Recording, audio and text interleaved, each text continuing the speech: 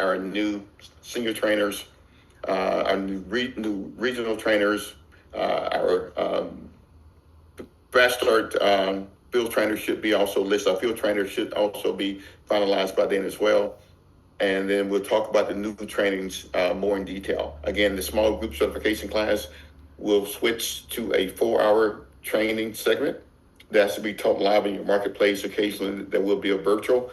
They'll be live in your marketplaces, and then the small business training will be 3 hours in your marketplaces. Some of these may be taught on the same day, and some may not.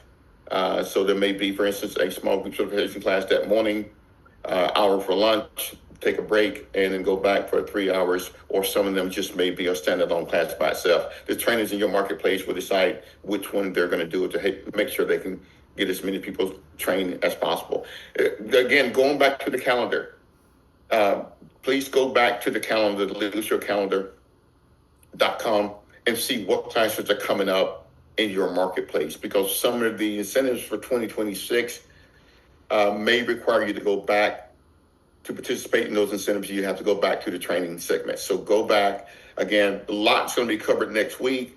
Hey, Kathy, I just took the class in December.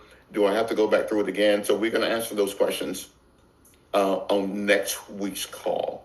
Do I have to go back through that class again? Or even do I have to pay again? So be sure to join us next week on the